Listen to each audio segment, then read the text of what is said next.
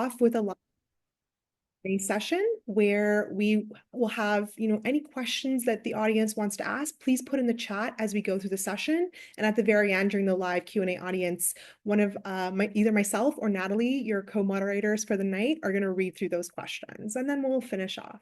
So let's get started. Let's go right through to the timeline. Okay, so some important dates to keep in mind for tonight and for the rest of the year for this cycle. So June 5th, the EFDO started distributing tokens to fellowship applicants, and you can begin to register for ERIS. July 2nd, applicants may begin submitting their applications to programs at 9 a.m. And then July 16 is when programs are going to be able to view applications and start reviewing. So that's a really important date to remember, July 16th. And then August 27th, that's when the match opens. October 1st is when ranking opens, and November 19th, 9 p.m. Eastern Time is an important deadline to remember.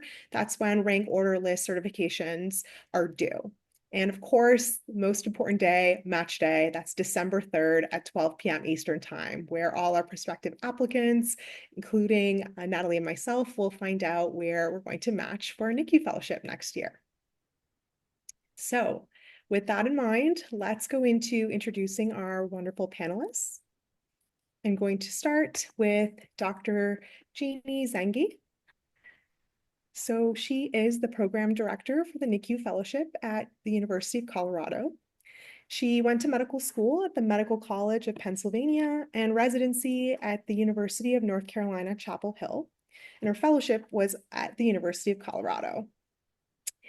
So why did Dr. Zengi choose neonatology? She loves thinking through the pathophysiology of disease and seeing how complex the body is. For her, neonatology has the longest impact in a patient's life, as neonatologists are there from the very beginning, which is a huge honor and responsibility that she takes to heart. And her area of academic interest is telemedicine. And a fun tidbit about her life outside of medicine is that she is now an empty nester. And next, we have Dr. Vilmares Quinones Cardona. She is the program director at St. Christopher's Hospital for Children. She went to medical school at the University of Puerto Rico School of Medicine and residency at Cooper University Hospital, and her fellowship at St. Chris's Hospital for Children. For her, she chose neonatology because her mission is to innovate and improve the quality of care she provides to patients to improve immediate and long-term outcomes. Neonatology was fitting as it provided the perfect environment to influence change very early in a patient's life. Her academic area of interest is quality improvement and medical education. And a fun tidbit about her life outside of medicine is that she is from Puerto Rico. So the definition of vacation to her must always include adventure and warmth. She also convinced her fellows to go ziplining for their retreat, which sounds like it was a fantastic time. Very jealous. Well, I'm really pleased to welcome both Dr. Quinones Cardona and Dr. Zengi.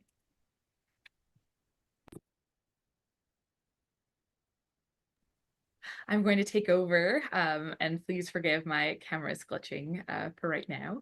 But I've the pleasure of introducing Dr. Christine Carlos. She's an APD for the Neonatology Fellowship in the University of Chicago. For medical school, she went to the University of Michigan.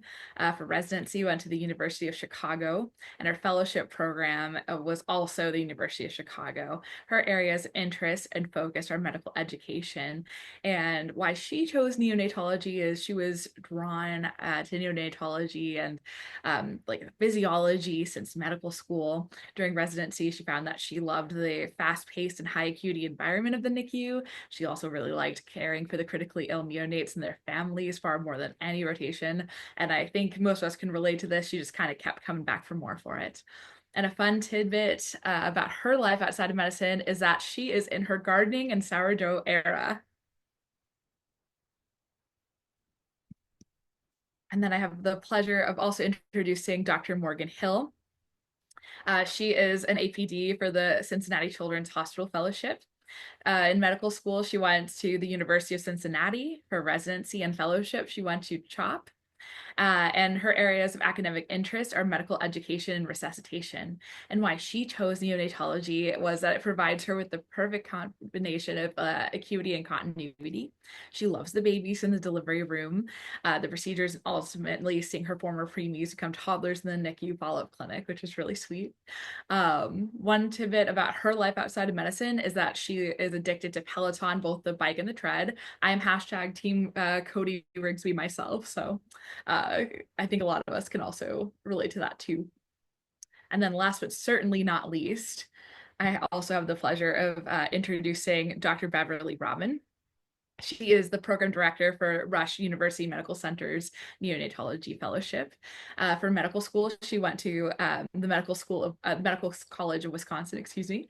For residency, she went to Johns Hopkins. For fellowship, she went to the University of Chicago. Her areas of academic interest are medical education, simulation-based education. And why she chose neonatology was that there was interesting physiology, pathophysiology, procedures, high acuity, and working with families and parents. And a fun tidbit about her life is that she loves to travel and she's been to about 45 countries. And I'd love to hear later about which one's her favorite. And now I am going to start us off with our questions that the panelists have kind of pre-prepared answers to. But during this time, feel free to think about your questions, pop them in the chat, either privately to us or just in public for the chat. There'll also be an opportunity for you guys to unmute yourselves later to ask the questions with your cameras on if you so choose. So something for all of the panelists answer is what's something that's unique about your program?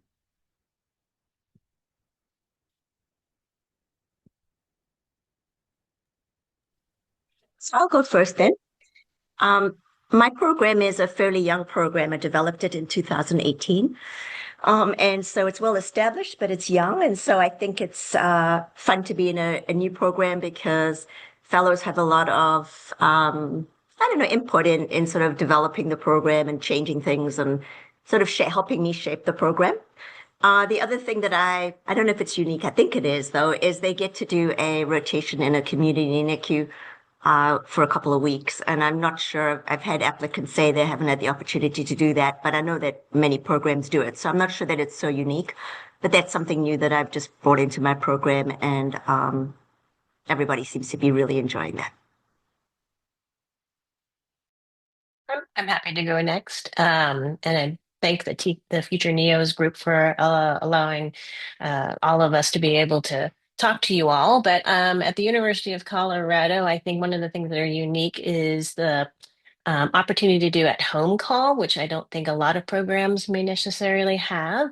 It is a daunting thought for a lot of individuals, but yet is I think, a skill that can be very helpful for you to learn while you're in training as opposed to afterwards. You learn a lot about yourself from that standpoint. And then also our geographic area. We are just cover a lot of states essentially from our referral base for a bit basically being a state region referral hospital. I'm happy to go next. At St. Christopher's, there's a few things that I think make the program unique. We are almost nestled in North Philadelphia, which is certainly serves a unique population of course, a lot of low socioeconomic status, but also a good amount of immigrant population. And then we have that experience in our level 4 NICU, which is a referral-based only NICU, while we are able to also provide a nice contrasting experience for our fellows in our delivery room environment, which is in a private practice community-based model. And it is academically affiliated, so they get all of the academic educational experience, but they also are able to see what it feels like, what it looks like to work in a private clinical mainly hospital, which is really nice to kind of see kind of both spectrums, right, of neonatology. And then lastly, I think similar to Beverly, we really focus on ensuring that the fellows have a big voice in our program. Every year, we make changes, of course, based on the experiences, but more importantly, the needs of our learners that continue to change drastically. So one of the big things that we're working on now is really helping our fellows through a coaching model to really understand what it is to be a neonatologist, but more importantly, how to balance, have a bit more work-life integration, and how to deal with a lot of the difficult circumstances that we do in medicine, how to better regulate and have some tools in their toolkit. So happy to take any questions later on. I can go next. So again, I'm Morgan. I'm from Cincinnati Children's, and I am so thankful to be here today. And thanks to everybody for organizing this. One of the things I think that's pretty incredible about our program is that Cincinnati Children's and our division is part of the larger Perinatal Institute. And as part of the Perinatal Institute, we have our division of neonatology, we have pulmonary biology, we have Cradle Cincinnati, which does a lot of kind of community health and a lot of efforts to really just improve public health outcomes. And then as part of that, we also cover really all newborn care. We provide all newborn care in the entire greater Cincinnati area, which is, I think, really fantastic for our fellows because there are so many different level 1, level 2, level 3, and our level 4 NICUs that we provide care for. And I think this does a few things for our fellows. One is that they have an opportunity to rotate consistently at 2 different level 3 programs in addition to the level 4. But through transport, they're really connected with a lot of the level 2 and newborn nurseries as well, which is really fantastic. It's also great for research purposes. So some of our fellows have opportunity to kind of pull from all of the different hospitals in the area to ask big questions and get a lot of data and a lot of information. And similarly, doing quality improvement projects that kind of span across really the entire greater Cincinnati area. So it's very fun to kind of be part of such a big institute and division and work with a lot of not only neonatologists, but really kind of amazing pediatricians in our community as well.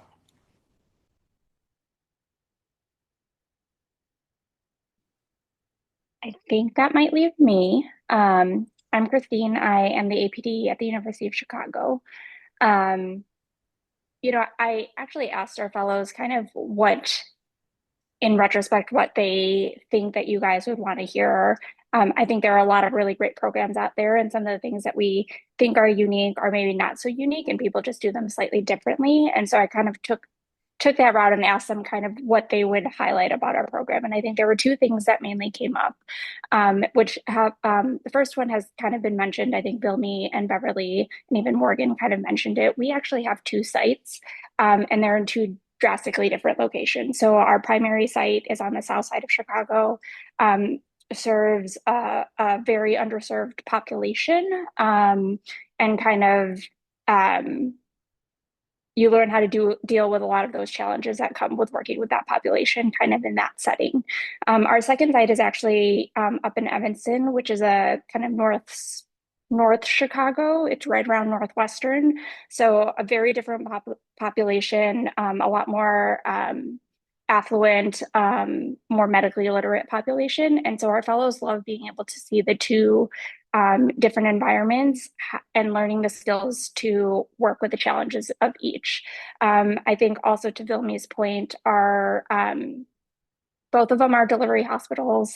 Our Comer site is a level 4 hospital, so a tertiary care center that gets a ton of referrals, while our site up in Evanston gets referrals from a couple of hospitals up there, but is technically a level 3 at this point, and so does refer out some of the more complex cases, and has a lot more of a community feel. Again, they are academically affiliated. The faculty are fantastic up there and do a lot of mentorship and a lot of education for our fellows, but it's definitely a little bit more embedded in the community, in terms of kind kind of thinking of that community hospital feel. And so our fellows find it very unique to be able to see the two differences, especially when they're trying to decide kind of which direction to take their career in. The second thing that they kind of wanted me to highlight was the fact that we have a lot of extra programs, certificate programs that a lot of our fellows participate in. So we have a medical ethics, a medical education. We have something called sport, and the first couple letters are escaping me, but it's kind of outcomes research. It's an outcomes research program where you learn a lot of statistics and how to do outcomes research. And so we have a lot of fellows that participate in those programs throughout the university, depending on whatever their interest is, or whatever direction they want to take their career. All of those answers sounded super fantastic, and a lot of unique things about each and every one of your programs. If we can advance the slides, just want to ask the second question. Something that's, a big part of this fellowship application process now is how does signaling and geographic preference impact interviews and rank lists? I think that's something that's on all of our minds, especially with the different tiers of signaling and the geographic preferences. So that's for all of our panelists.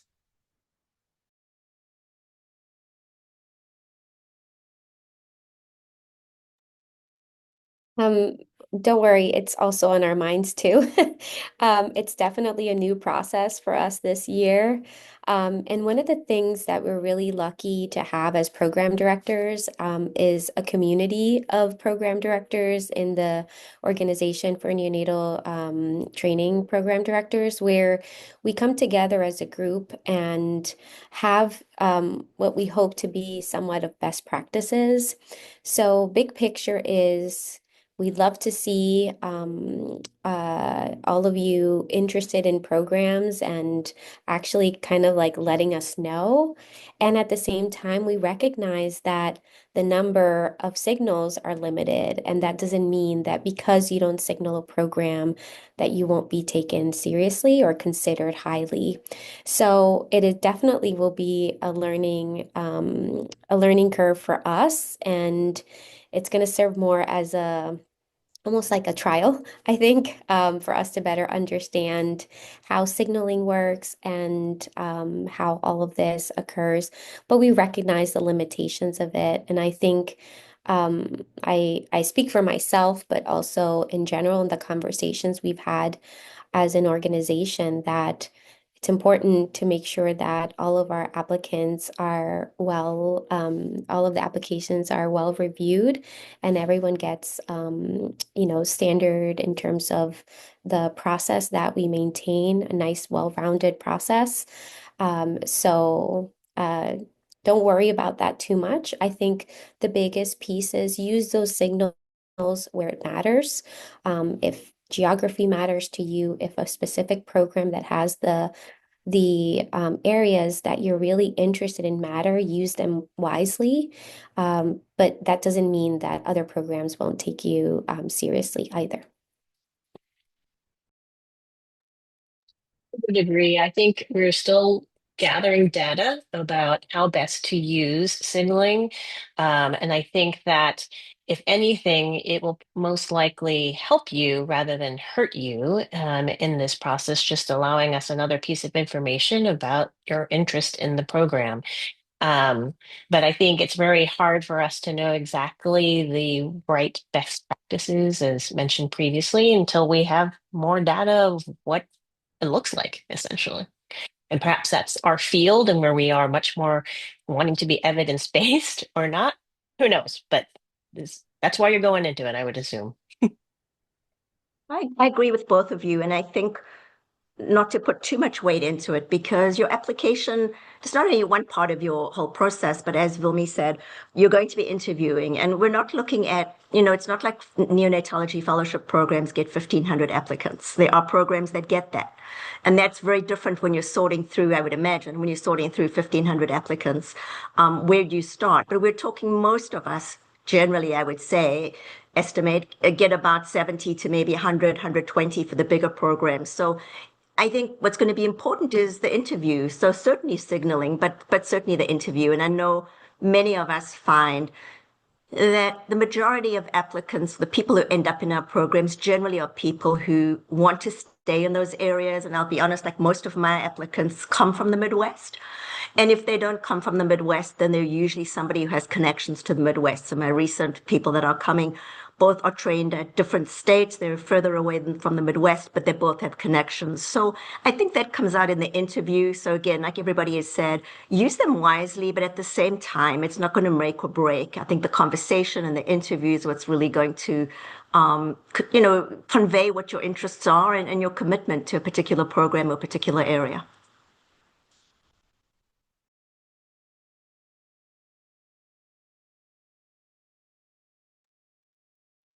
I feel like I don't have much to add. I agree with all three of them. I think this is actually the first year we're officially using signaling, so it is very, very new to all of us. And so I imagine the discussion and what programs are planning are very similar to their previous years where we didn't have this data. So I think everyone is treating it as an extra data point, but not significantly putting a lot of weight on it at this point because we don't exactly know what it means and how it works.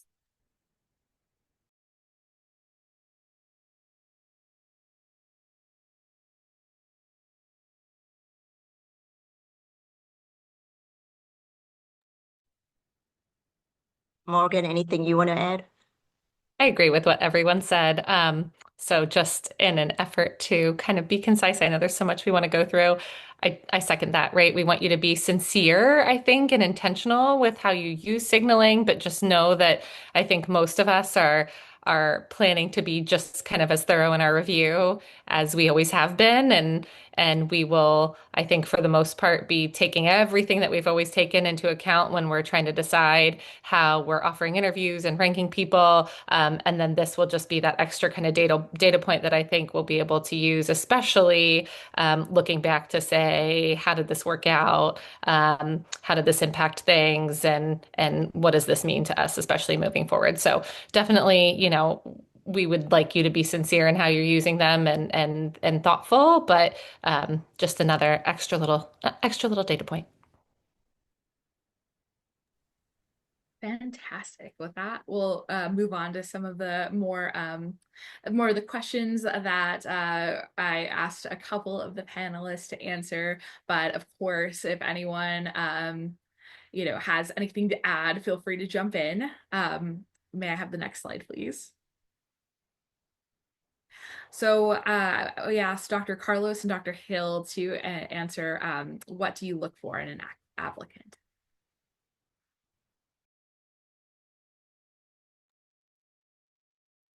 I can go first. I think, every year our group thinks about the fellows that we have and some of the characteristics that we are looking for in the upcoming year's class. And I think some of the things that we always come back to and in knowing kind of who are the fellows that get a lot of value out of our fellowship, who are happy in our fellowship, who thrive in our fellowship, who are successful thereafter. I think some of the characteristics that we look for are it's a lot of grit. So like we consider ourselves very scrappy people. The primary place we work and kind of the things that we have to do, we look for a lot of grit. So a really popular thing that our fellows say when they leave is that they feel like they can be dropped into the middle of nowhere and practice there and be totally fine and comfortable because those are kind of the circumstances under which that they have done their entire fellowship. And so it takes a very gritty person, a very scrappy person, someone who knows how to problem solve, thinks quick on their feet, to kind of do that. And so those are the people that love our program. Those are the ones that want to get in there, who are hands-on learners, who are very proactive in that sort of approach are the ones that do really well in our program. And we look for those types of characteristics kind of based on their interviews, kind of the letters of recommendation, kind of how you talk about your learning style, how you talk about your development in, your previous training. So we look for that. I think in terms of research, we really look for people that are kind of passionate about what they want to do. Now, that's not to say you have to know exactly what you want to do when you show up, but to find something that you're passionate about that makes you be proactive, right? We are looking for adult learners that are self-starters that can do this, who know when they need help, who can keep themselves on track and things like that. And so I think those are the type of people that do really well in our program and really enjoy the type of training that we kind of provide. Love that answer. So good. So I totally agree with so much of what she said. And I think, right, when we're thinking about applicants, like remember, we're going to kind of see a paper version of you first, and then we're going to see your like actual self and in-person version. And so on paper, right, like some of the things we want to just come through are who you are as a person. And so like for me, one of the very first things that I like to look at is right? Like your personal statement and what kind of story are you telling? What are the things you're really passionate about? I think many of us share a lot of the same reasons that we're super interested in neonatology, but it's really passionate about and like what have you done so far to kind of help build that passion and tell your story really throughout, and then how are you going to kind of further build upon that in fellowship, and like what are some of your goals and your hopes. And so really I'm looking for somebody who can kind of really build that story and tell that story in their personal statement and really have that come through on paper, right? So that we can like see how you're unique and different compared to maybe some of our other applicants, and get to know you a little bit without actually meeting you.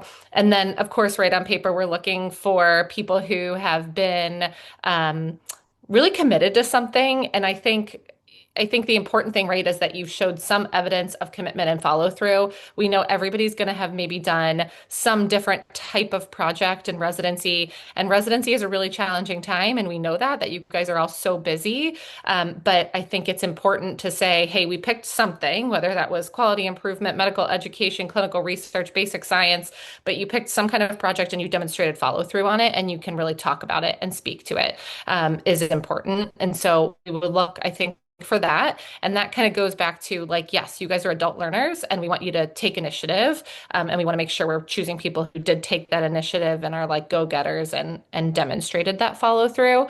And then also kind of on that note, looking for some kind of evidence of people who are leaders in some way, shape, or form, whether that's in committees and your research and whatever it is that you did. So I think those are things that are really helpful. And then even more importantly, right, is when we're meeting you in person, I think I am looking for people who have really excellent communication skills, and who are really just excited and passionate. And so a lot of all of this just comes out when we get to meet you in person, and we get to learn about why you're interested in neonatology. But I think even the little things go a really long way about how you kind of communicate with everyone in your interview day, and with people in the program, communicating with the, program coordinators that you're talking with and all of that too, but just how you're representing yourself as a person. And for me, it's looking for people who are kind of demonstrating themselves as a good communicator, a natural leader, and somebody who's committed to doing something, whatever your scholarly interest and passion is, in neonatology. Once again, all super helpful and valuable answers. I'm going to pass it over to Farhid for the rest of the questions. Sounds good. And I think that's a great segue into our next question. I think Dr. Hill touched on this a little bit, but how do you make a personal statement stand out in a good way? And I'm going to pass it along to Dr. Robin first. Okay. The first thing I'd actually like to say is both what Christine and Morgan said, I think is not specific to any program. I think those are the things that all of us would look for in candidates. I think personal statement often is underestimated. As was previously said, we're looking at you on paper, and we could look at 10 people who have fabulous board scores and fabulous letters and fabulous grades and everything's great. But the personal statement is something that sets you apart or that makes you personal to us.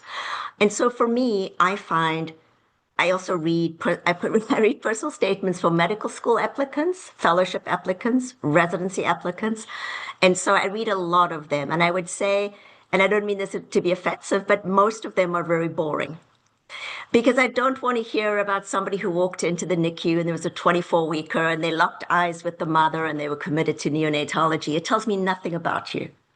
So for me, and there's actually a program director at my institution who is in a very big program, and he'll say to me, "Oh, I got a fabulous personal statement. I'm going to de-identify it and share it with you." And we joke because we get just a few a year that we think are really fabulous, and this is what I personally think makes them fabulous.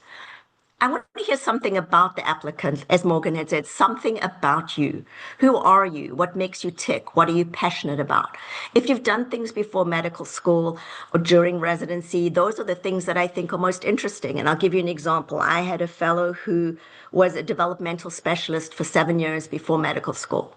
And I love that in their personal statement, they really wrote about that. And that was sort of the framework of how they got to neonatology and a lot of things they had done. And that's all they wrote about. But it really gave me a sense of who they were and sort of what their commitment was. It made me see what her interests were, the commitment of doing that and then going back to medical school, maturity, a lot of different things. So think about a personal statement being something that is an opportunity to present yourself as an individual, not just on paper. And so all the stories about all the neonates you took care of and the parents you connected with don't really tell us anything about you. Now, a lot of programs also would like to hear what your research interest is. To me, it doesn't make a difference or not whether it's in the personal statement because it's something that we talk about. But if it's a personal statement that's got something that sets the person apart, something that's interesting about them, something that is unique or demonstrates curiosity, drive, motivation, as was used before, grit, determination, and texture, to me, that's what's most interesting. If you give me the smartest person in the class or somebody who's hardworking and curious, I'll take the hardworking, curious person any hands down. So be creative with your personal statement.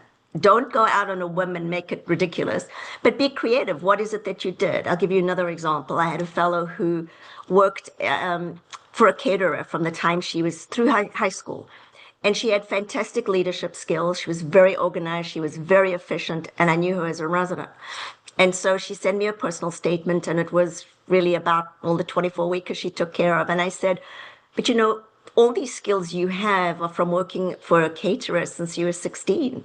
This is where you learned them. And she looked at me like I was crazy. And I said, no, utilize that. Talk about some of the things you've done in your life that have given you all these skills that you're going to come into fellowship with that are going to just continue to enhance you. And so that's what I think about for a personal statement. Try be creative and really talk about who you are, what sets you apart, what makes you tick. Thank you so much, Dr. Robin. I think that really lets trainees know what to focus on. It seems that the most important thing is to have your character and values shine through and really explain why you're interested in NICU. Dr. Carlos, do you have anything to add? I think Beverly did a fantastic job of kind of just explaining what the personal statement is. I will just add, right, and kind of highlight what she said at the end about kind of these things that you've learned along the way, which goes along to what Morgan was saying in this story that you present. It's not that everything that you've done in your life has to be around one center thing, but we want to know what is it that you learn from each of these things that you've done. So say you've done bench research in residency and you decided that is just not at all what you want to do, like we want to see what that self-reflection, we want that to come through. Kind of what did you learn in that process? What did you learn about yourself? What did you learn about why you liked it, why you didn't like it, and how it's kind of added to this whole entire story? And that can be with things in medicine, or like Beverly was saying, it can be all of these other experiences that you've had in your life that have affected you in some way. Because if you're able to talk about it in a way and talk about it, the lessons that you've learned, how it's helped you develop as a person, how it's helped you develop in kind of your career and kind of what you want out of your career and whatever way you want to go in your career. I think that is really important. As opposed to, I think all of us can agree, like you wouldn't be choosing this field if you didn't have a 24-weeker that you loved, right?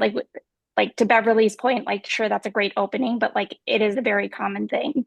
The only other thing I will say, and I know that this says how to make a personal statement stand out in a good way. I will say it's very easy to make it stand out in a bad way. So like proofread your personal statements because it is actually very easy for grammatical errors, spelling errors, or like things that you wouldn't expect to actually dampen people's response to your personal statement, despite whatever is in it. So I'll just put that plug in there. I think I propose that have somebody else read it, but definitely proofread, definitely spell check because it speaks to your commitment, it speaks to your maturity and your attention to detail. Thank you so much. These are some really good tips. It seems the most important thing is to weave a story that's personalized and to focus on what are the experiences and values that brought you to this point. So let's move on to our next question. What advice do you have for folks from a different state or geographic region from your program? So I know we have geographic preferences this year. We touched on it a little bit about how to use your geography in your application. I'm going to pass it along to Dr. Zangi first to give us a go on this question. Being that for a lot of people, I think Colorado's in the middle of nowhere. I would say that the good news is that we are a United hub, and there are actually a lot of flights out of Denver that you can quickly get to many other cities. So even if you're not from Colorado, you can still visit family and other individuals fairly easily. But it can be a very daunting process because, as I said before, being where there's much larger states and less populated areas, we do have a very large referral program, and we have a fair mixture of rural and urban type of referrals, and areas of geographic differences that our patients are from. I can even tell you that when I was a fellow with one of our transport calls, one of the individuals who was providing information started out basically saying, you know what rural means? And I said, yes. And they said, well, we're not even that. We're frontier. We have no equipment whatsoever for and have no idea what we're doing. And so, that's the type of potential transport calls we may get to someone who is in the city of Denver who has just very specific questions, and has state of the art kind of care for their child, and et cetera. So there is some advantages and there's some disadvantages, but I think that I think in general, if you love the wide open space and having a lot of diversity with the types of things that I just mentioned, we're the state for you. Amazing. Thank you so much for sharing. Dr. Quinones, do you have anything to add? Yeah, one of the ways that I think about this as well, and I guess I put myself in your shoes as an applicant, is if you're applying to a different state or geographic region, as long as you're kind of, well, one, why are you applying, right? I think that's really important. There's opportunities in the ERAS application to specify, right, your preference in terms of region, your preference in terms of, right, the rural, suburban kind of population. Some people choose to specify, others don't. Again, that's another data point for us, but it's not a make it or break it.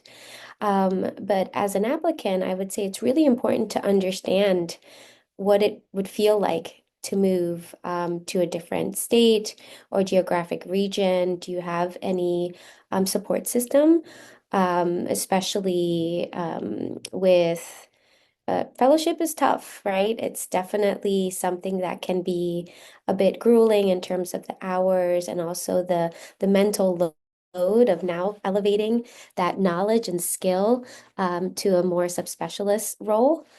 So I think that trying to get a sense of where is it? Do you have a good feel for the program? Talking to the fellows about what it is, what life is in that interview period. How is life there? How do they feel in terms of being able to kind of put some roots down? I think that's really important, and the support system within the fellowship program. One thing that you will well, that you don't recognize. It might be similar with residency, but with fellowship, it's almost like that those residents become part of your family, your co-residents in fellowship. It's a little bit more intense, because they are literally part of your family. You're with them, signing out to each other, collaborating in academic half days. So one of the beautiful things is not to be scared of applying to a different state or geographic region, because most programs become your second family. And for us here in Philadelphia, it's really nice because, like many other programs, we're a hub. There's a lot of things to do, and proximity, not only from a driving and flying, but also on a train level. You can kind of go everywhere.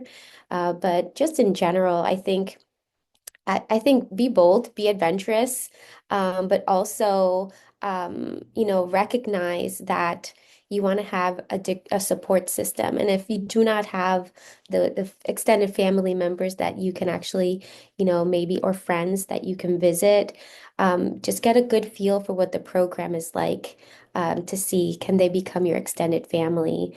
And the really nice part about neonatology is that most of us do. Would Amazing. also add on to what Dr. Pinez had added is that you might even want to ask the fellows in that program what they do when they're not in the hospital. So to give you an idea of what activities are around, and is that something that you would be interested in doing? Because you will find that you'll be spending a lot of time with them outside of the unit as well, potentially. And if there are opportunities for other social events that may be within the department, maybe not just within your fellowship alone, but other fellowships or other trainees in the um, university or institution that we're looking at. So I think that would be an important aspect. Fantastic. Thank you so much for sharing, both of you. Dr. Hill, I'm going to pass along to you if there's anything else you wanted to add on. That's great. I thought about this question kind of from two different perspectives. I think you guys talked about so many of these things, right? One is like for you to make sure you're doing the right thing for you. If you're coming from a different state or different region, right? And like, for example, you're coming to Cincinnati. I think it's hard, especially now with virtual everything, to really get a feel for like, what is it like? Again, using my program as an example, like so many people think of Ohio as like a flyover state and there's nothing to do. And what am I going to do in Cincinnati, right? And it's hard for you guys to get a good feel for how is my life going to be when you're meeting all of us virtually on Zoom. And so I totally second what everybody said, like really pick the brains of the fellows that you are going to be working with, and don't be afraid to ask those questions during the interview day. Hopefully, you get some lunchtime with people, some other free time with the fellows. Get their contact information, connect with them afterwards. But don't feel like you have to only strictly ask about the program, right? Like ask about life. You very much should care about what your life is going to be like outside of fellowship. And ask about those things, and then try to just do a little digging too, to find out more about the city that you're going to be living in, and if it has things that you're interested in. And there's, I think, so much many of these cities have to offer that if you're not from there, right, you just have no idea. So be curious and ask questions, and don't be afraid to ask those questions, and think about yourself, right, and what you need, and what are your hobbies and passions and things you like to do for fun, and can you do that?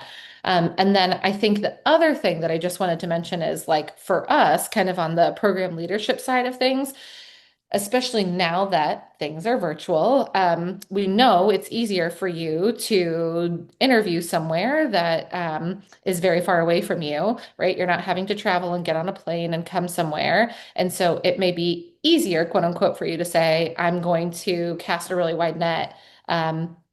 Geographically too. And so I think it's helpful to us to say, like, if you really are interested, let us know that, right? Like, tell us why you're interested in the program, and tell us why you're serious about this particular area too, right? We want to know, like, do you really like it? Are you really intentional about and you would be very serious actually about moving to this area. What about this area do you like? What about our program do you like?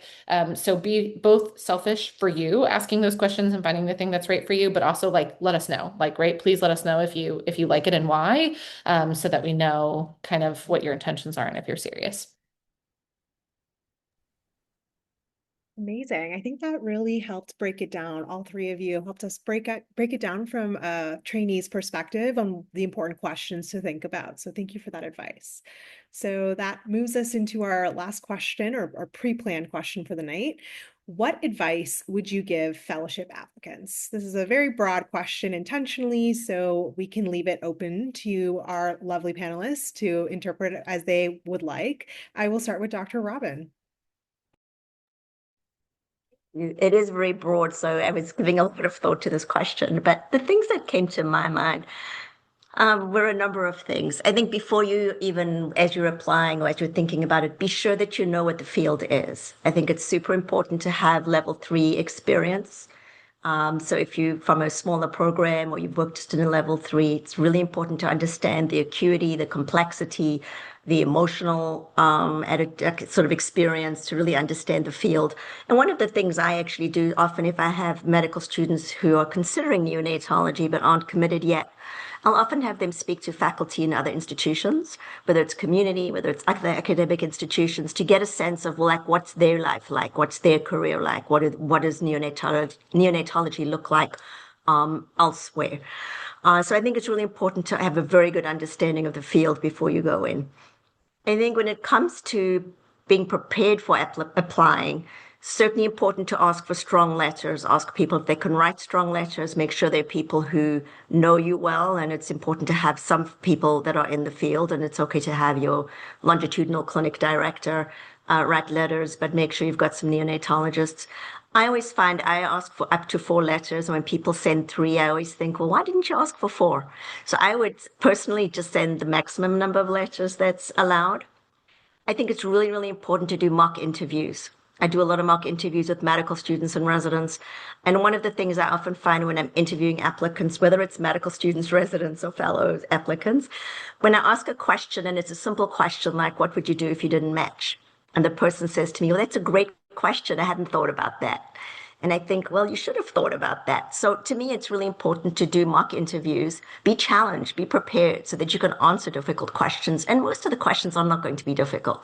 But you don't want to go into an interview and not having thought about the various questions that could be thrown at you. And when I do mock interviews, I honestly make them a little tough so that people are sort of prepared. Also, some of those behavioral questions about, tell us about a time when you had a conflict, tell us about a time, and you can look online, there's a million of them, and there's a method called STAR, which is a way of answering.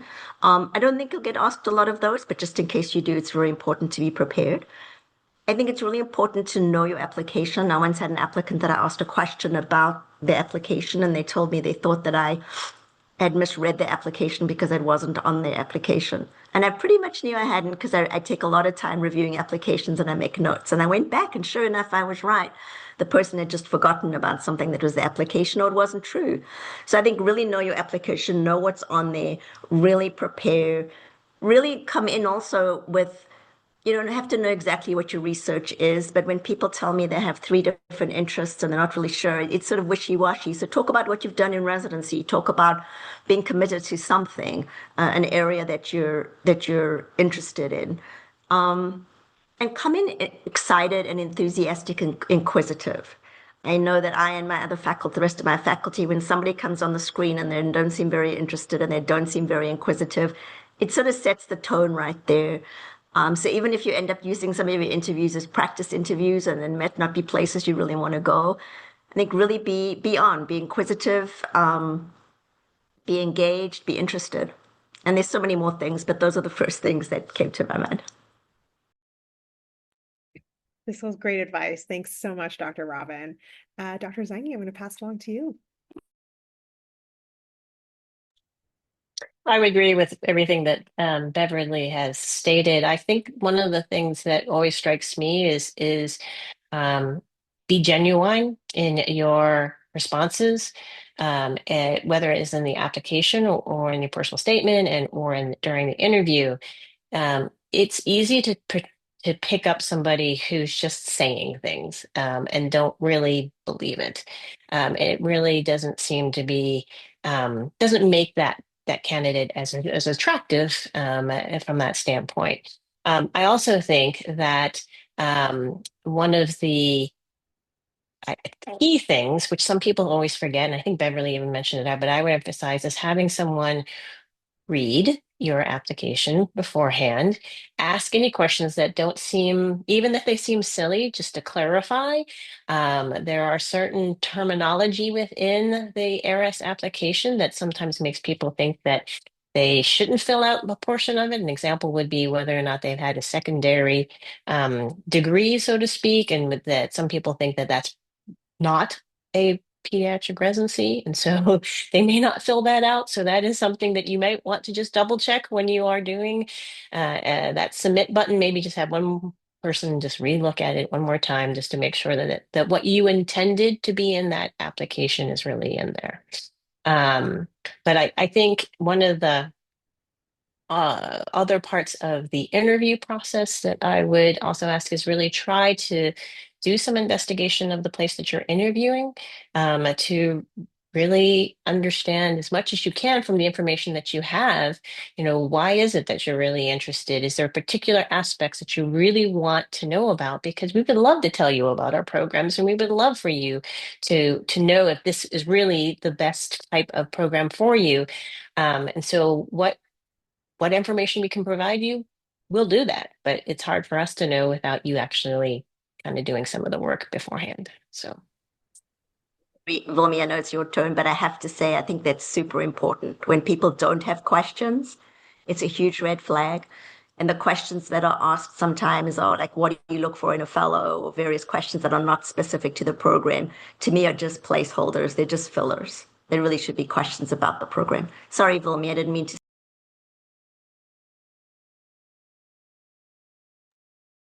Thank you so much. These are really helpful tips. I think recognizing how important it is to be genuine, be interested, and practice interviews. And last but not least, Dr. Quinones, do you have anything else you wanted to add? Yes, I think one of the areas that I feel like what I wish I would have known as a fellowship applicant, that still applies to this day is slow is fast. And sometimes when you're creating your kind of this entire packet, if you don't have almost like a mission or what your values are, what's important for you in terms of your goals, your application might just be a little bit all over the place. If you just take some time to think about what's important for you, where are you headed? Where would you like to head to? And we know pathways change with opportunities. There's many doors that open. But that usually when an applicant takes time before they're in the middle of the craziness of getting letters and personal statement and filling out eras, if you're able to understand what you truly want, in terms of being a neonatologist and what your wishes are, then the rest almost like falls into place. You start recognizing that, wow, I didn't realize that my community service and my projects and all of this has a common thread. Or maybe not all of it, but the majority does. And how wonderful would it be to highlight all of that in your application, making sure that that is authentic. I feel like, there's something about the interview, even if it's virtual, we can get a really good sense of applicants being authentic in in the way that they ask questions, in their eye contact and their engagement with all the members of our faculty, our fellows, our program coordinator, everything. We usually get a really good sense. So I think be yourself, be honest, professional, of course, but also make sure that we get to know you, who you are, and how you are different, right? You're going to hear about what the programs are and how unique, what are some of unique areas, but we want to know how you're unique. Why is it important for you to be in our program? But more importantly, why should we want to make sure to train you? Um, and then I think the part about kind of doing your homework is huge. I find it so refreshing when we have an applicant that actually has looked up the faculty members that are interviewing and try to understand. Tell me a little bit more about, I'm curious, you're interested in this. How can you tie it together what you're interested in? In terms of their path, in terms of their research, something unique about their faculty profile. All of that is available online. All you need is a dedicated time before your interview period to just do your homework, and that really shows beautifully on the day of your interview. Thank you so much. This was really helpful tips on how to best really present yourself. And I think what's most important is to do some self-reflection and make sure that you know what you want and ask the right questions and to show interest. So that ends our pre-planned questions for the night. We just have a couple of questions. I'm going to pass it along to Natalie and Amisha to discuss some of our live questions that have been submitted. Thank you, and thank you to all the panelists for answering our more pre-prepared questions. I thought that all of the advice that you guys gave was really well founded, and I know I was certainly taking notes as an applicant this cycle. One question in the chat comes from Sharon Una, which is what experiences do you look forward to seeing in applications?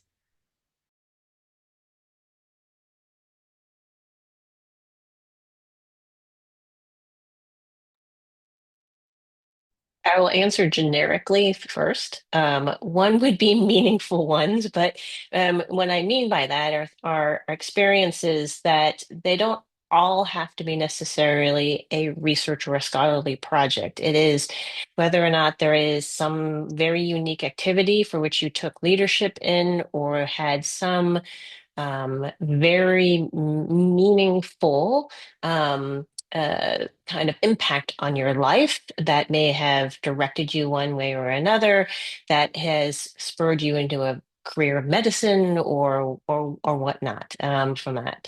I think it's not, like I said before, not necessarily what you have done per se, although I would say that if you've never done anything in medicine, that would be kind of interesting, but more so just how it has really helped shape you, and really having things that um, can tell that story of you. So if you were a leader, if you were an athlete, if you're a team player, if you're all those different things, I think those are the types of activities that we would like to know more about.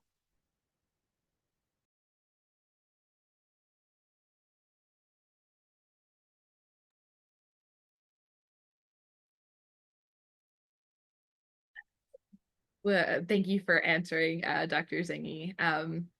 I see that Amisha, one of our new fellows, has some questions in the chat if she doesn't mind unmuting and asking. Yeah. So one of the question that I got was, have you had fellows focused on global health experiences or global health research and fellowship?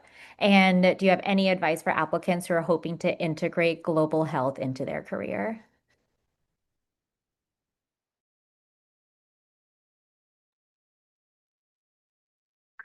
I guess I'll answer that in that I did have a fellow who indeed did a global health fellowship, although it was not quite what you would think. During his actual neonatology fellowship, he was in an accelerated track, so was doing 4 years of neonatology and only 2 years of pediatric residency. But with our Center of Global Health, he was able to do a year of what was really more of taking a project that he already had started and just to have more resources available as opposed to having a fellowship that is training you how to do global health.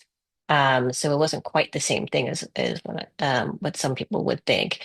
Um, it's not his project, however, was not going to another country and implementing research in that area. His was more of using larger databases that incorporated data from other countries. So it's one aspect, I guess you could say, of global health research, but not quite the same. So I'm not sure I can fully answer what you're probably really wanting to know.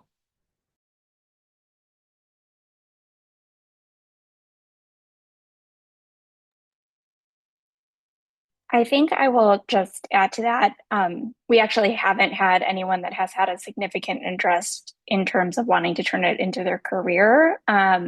But we do get asked this question kind of during the application cycle and interviews. And the one thing I will say is, neonatologists, we're a pretty small community. There are definitely you should ask if that is truly what you are very interested in doing. One, you should want to know in which way you wanted to function. So whether it is you wanted to travel abroad, do research over there, or whether or not it is you wanted some program to support you in learning how to do this as like a stepping stone, you should ask those questions of the programs you're interviewing at. There are some programs out there that are actually very good at this, and you should go seeking those out. But for all the ones that you can't find any information online, you should ask, because really, if that is your passion, you should prioritize that in your search for a good fit for a fellowship. So like the University of Chicago has a great global health center, but we don't have something already in place in terms of it would be easy to plug you in, and this is something that we do all of the time. So in terms of we might not be able to support you in the way that you would need to be supported if that was really what you were passionate about in terms of your career. And I think that's important, right? You want honesty from the programs, and you want to know for yourself what you are actually looking for. It's not enough to say I'm interested in global health. You have to really know what the details are. And just to add to what Christine said, one of the things that we want to make sure to avoid is stating an interest in something to make you unique, that you're not fully like committed and passionate about, because I will tell you, we might not know you personally, but we will protect you from potentially coming to a program where we might not meet your needs. And I think that's really important because ultimately we want to make sure that you're in the best program for you. And if you're like, it would be cool to do global health, but I'm not married to it, then that's fine. But if you're really committed to global health and a program can't offer that to you, then programs make say, you know what, this is not a good fit for our program, and potentially put you lower on the list, or maybe for another applicant that might not be as competitive as you are, but the program might fit their needs better. So I think that's really important to kind of, and when you're doing that soul searching and that kind of time for reflection, recognizing that sometimes these unique things that you're asking about, that you want to utilize to be a little bit different, may work against you if that's something that's not truly on that top of your values list, or your professional goals. So if it's interesting and it would be great just to know, but not something that you're fully committed to, then it's okay to say that as well if you're asking those questions in terms of an experience. Thank you guys. For the sake of time, I'm going to move on to the next question, if that's all right. So there's a lot happening in our country right now, especially with visas that might impact IMGs and other visa carrying trainees. If a trainee is on a J1 and or H1B visa applying to NICU fellowship, how can they expect that this will affect their application this cycle? Wish we knew. I'll say that we do sponsor J1. We don't sponsor H1B, but it's very hard to know what's coming and what's going to happen. And I wouldn't be surprised if it makes programs tentative. And I don't know this for a fact, but if it's going to make programs tentative about ranking IMGs, because you think about all the trainees in this country already who now have to leave the programs they're at Harvard and various places. So it's so unpredictable. I wish we knew more. And I would say our plans really continue to support our international medical graduates the best way we can. It's really tough times, even for, we sponsor J1s as well. And for our fellows that are here, it's that stressor of what's next. When is the other shoe going to drop? And I think that's really important for us to recognize and support, not only from a program leadership, but also from an emotional and mental health perspective, because it's really hard to be away from your family when you could have previously gone, home and back. And I think we're kind of a little bit tied to what the governing agencies do, but that actually affects all the programs. It's not going to be something that will be, particular to anyone in general.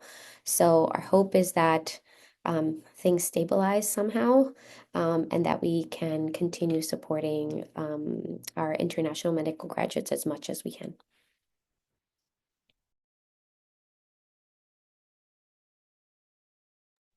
I think it's a great question, though, and it's something that worries all of us. And we appreciate your thoughtfulness in answering that question.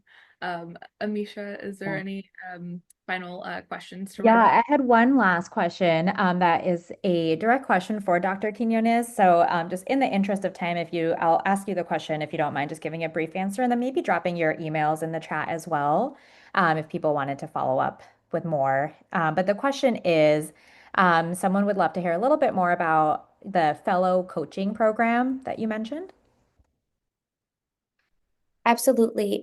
This actually came about mainly because we were trying to figure out how best to support our fellows in a way that is beyond our me as program director. Sometimes there's certain things that I'm very approachable, but you might not want to talk to me about because it feels like it's, on a different level. We actually started a pilot utilizing a coaching just workshop. And we recognized the fellows were a little apprehensive. They're like, oh, this is kind of weird. Do I really want to be involved in this? And then we eased it into what we call narrative medicine, where they talk about difficult cases, microaggressions, etc.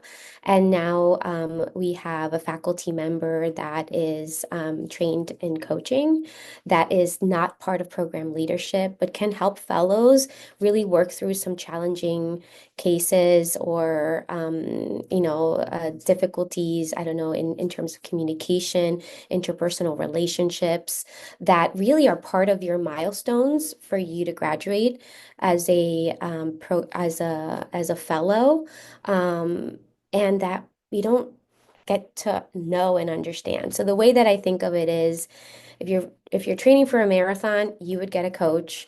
If you're training for something amazing, you would get a coach. And here we are as physicians just winging it. So my hope is that really trying to figure out a way to support our trainees during the ever-changing demands, but also throughout that emotional process that happens throughout fellowship that can take a toll on all of us. So that's a little bit more about our program. Thank you so much for that response. I had another question that just came in, a more generic question.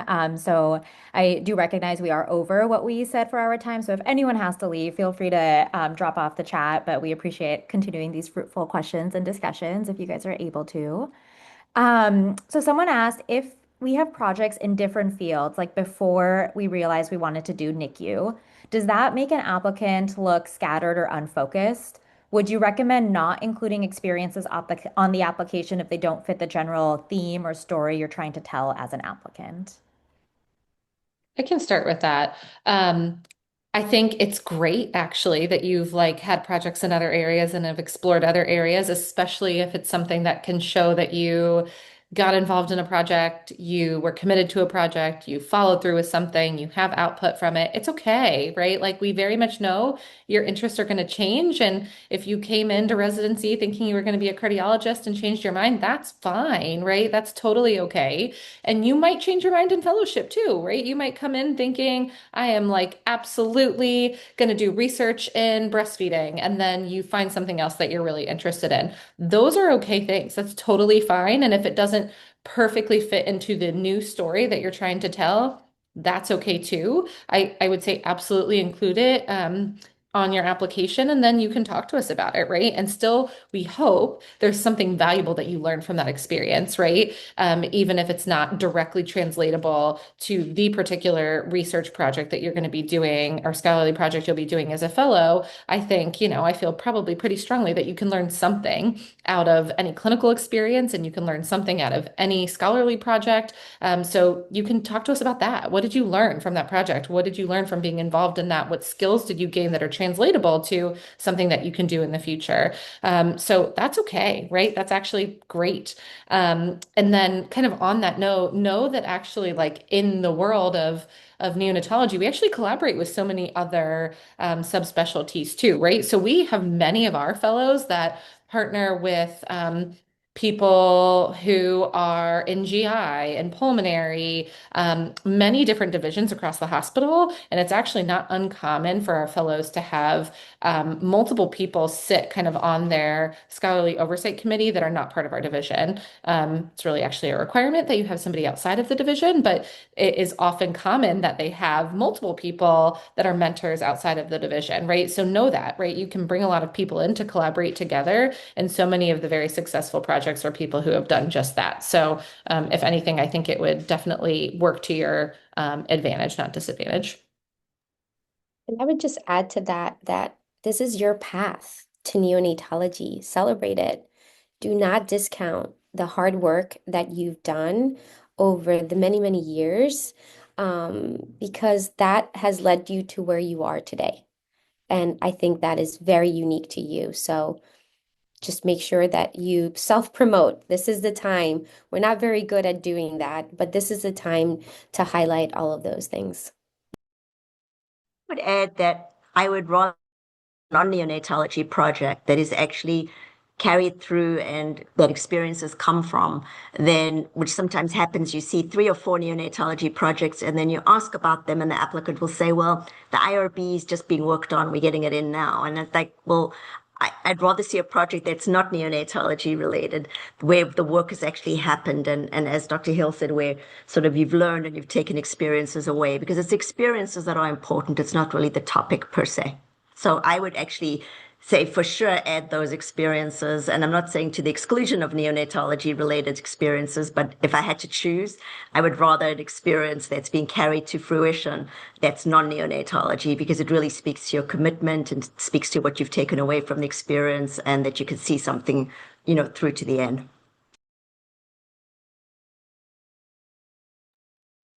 Well, thank you so much to our panelists. This was a very productive conversation, and I think gave our trainees a really good perspective and insight into how to prepare best for this application cycle. I definitely took lots of notes, and I really appreciated all the feedback and advice that you guys gave us. I also put in the contact information for Future Neos Now in the chat. If anyone is more interested in learning about our organization, we are basically the national interest group for neonatology, and we are always looking for more people to get involved. The applications for the open positions on our exec council will be sent out soon, so please keep an eye out for that. We will also have another application cycle panel on June 12th. So in 2 days, if you would like to join in for that, we're going to be asking some different questions as well as some general themes to get from 5 other different PDs and APDs. So we're very excited for that. Thank you again to all of our panelists.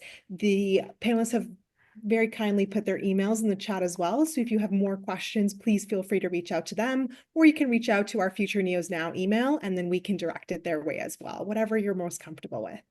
So thank you, everyone, and have a wonderful, wonderful night. Quick thing I wanted Thank to add. you.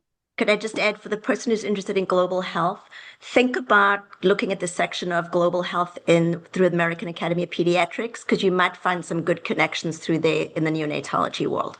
It'd be a place to look. Perfect. Thank you, Dr. Robin. Thanks so much. This was great. I hope it was helpful for everybody. Good night, everyone. Definitely. Thanks, everyone. Good night. Bye-bye.